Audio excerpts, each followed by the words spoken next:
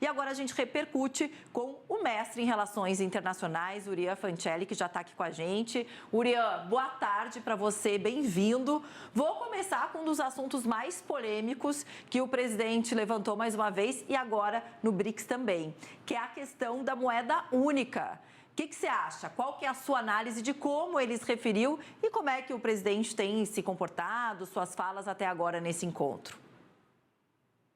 Oi, Paulo. Oi, Débora. Boa tarde. Um prazer estar aqui com vocês. Eu já tenho falado isso há algum tempo, né? Não só nessa cúpula dos BRICS, mas tenho falado disso lá na China, quando ele foi fazer aquela visita oficial. Ele tem falado de uma moeda também comum em relação aos países do Mercosul também. Então, o presidente Lula tem, desde o começo já, questionado a hegemonia do dólar como moeda internacional. Tem questionado isso. Você tem especialistas sendo contra, sendo a favor, mas o importante, eu acho, é a gente frisar que ele tem feito isso de maneira moderada. Então, não falando em que uma moeda comum substituiria as moedas de cada um dos países, porque eles perderiam a autonomia, cada banco central perderia a autonomia para fazer políticas monetárias, mas uma moeda paralela além das nacionais. Para as transações, né, entre os países do bloco, porque isso gerou uma certa dúvida entre as pessoas que escutaram essa notícia. Como assim? Então vai mudar o real? Não é nada disso, né? Que fique claro que é envolvendo essa moeda comum em relação aí aos países e as negociações entre os blocos. Agora, tem mais gente querendo entrar, né? Brasil, Rússia, Índia, China e África do Sul hoje compõem o tal falado BRICS. Mas há uma série de nações, são mais de 20, que demonstraram interesse para ingressar no bloco também. Queria te ouvir sobre essa possibilidade, se seria benéfico. O próprio presidente Lula, né, se demonstrou positivo a essa recepção. Quais nações e de que forma isso impacta positiva ou negativamente para o bloco? Isso mesmo, Débora. Lembrando que os BRICS, esse conceito de um conjunto de países que formam essa sigla, que eram aquelas grandes promessas, as grandes economias emergentes, começou com apenas 4: Brasil, Rússia, Índia e China. A África do Sul entrou depois de alguns anos e aí ela virou o S da sigla. Até então, nenhum outro país tinha sido agregado a esse bloco. Mais de 23 países pediram a adesão formal, ou seja, eles preencheram lá a ficha de inscrição, e 40 no total já mencionaram que em algum momento gostariam de entrar. Não existe aí nenhum tipo de critério já definido para saber o que cada um desses países precisaria fazer para fazer parte do bloco, mas os países fundadores, eles já têm aí meio que visões um pouco diferentes. Eles têm tentado nos últimos dias conversar para saber quais seriam esses critérios, mas essas visões são assim. Por exemplo, a China e a Rússia são a favor de uma maior expansão do bloco. Por quê? A China porque ela quer aumentar seu poder de influência no mundo, seu poder de influência entre os outros países. A Rússia porque ela foi praticamente isolada depois que ela invadiu a Ucrânia, então seria uma maneira aí de também de ter outros países por perto. O Brasil, a África do Sul e a Índia já tem um pouco mais de receio. A Índia, ela tem medo de que outros países entrem e isso acabe desestabilizando um pouco essa relação positiva que ela tem construído com os Estados Unidos. A África do Sul tem um pouco de receio que outros países africanos façam parte, porque, querendo ou não, é aí um selo importante, algo que ela se orgulha de poder se projetar como uma potência regional. Tanto é que o presidente do país, o Cyril Ramaphosa, acabou convidando aí todos os países do continente africano para participarem dessa cúpula, para mostrar poder mesmo. E o Brasil tem alguns receios, assim, o presidente Lula tem até aí pedido algumas condições para poder aceitar que outros países entrem. Um desses pedidos tem sido que países como a China, que fazem parte dos BRICS, deveriam apoiar uma reforma do Conselho de Segurança da ONU. Isso é muito delicado, porque isso é mexer numa ferida que, assim, a China ela não quer falar em reforma, porque o Japão, que é um rival histórico da China, poderia entrar também. Mas o Brasil ele está aberto sim a negociar, mas aí pedindo algumas coisas em troca também.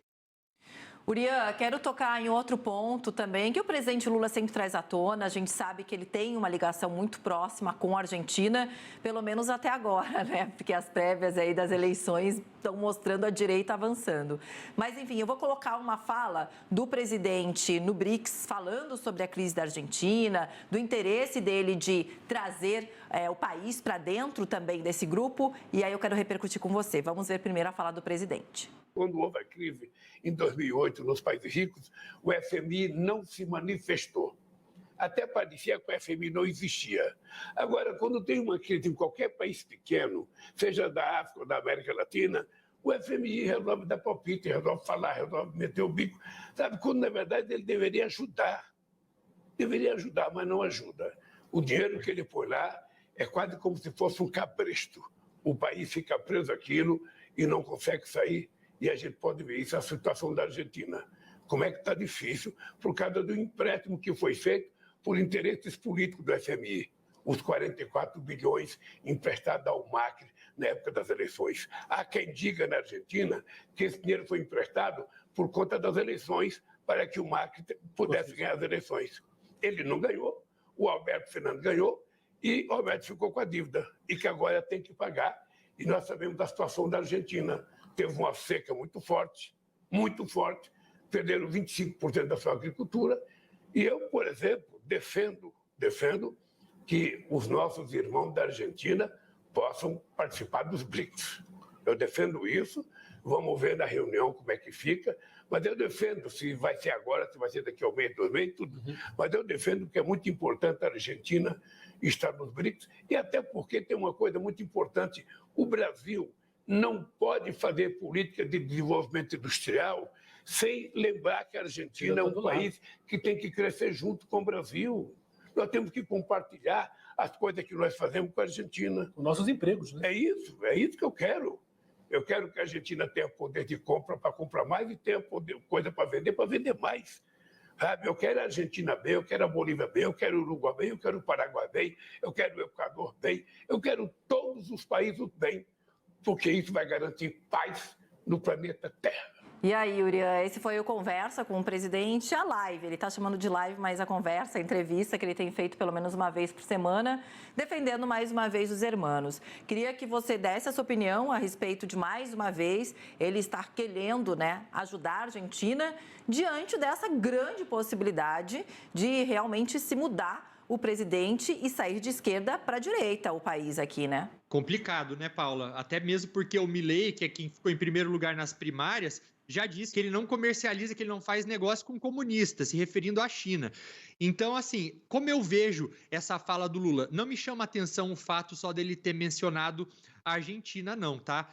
Mas de ter também criticado o FMI. Porque, assim, você citar especificamente a Argentina, quando poderia também falar sobre a adesão de outros países aos BRICS, e na mesma fala, no mesmo parágrafo, você também criticar o FMI, dizendo que quer criar um banco mais forte que o FMI, falando, né, do novo Banco de Desenvolvimento, me parece uma maneira de fazer uma campanha velada para o governo do Alberto Fernandes lá na Argentina. O Lula, ele tenta aí defender esse projeto desse novo Banco de Desenvolvimento, que ele acabou indicando a Dilma Rousseff para presidir lá em Xangai, até foi polêmico por conta do salário, que é altíssimo, muita gente disse que ele estava usando isso para favorecer a Dilma, né?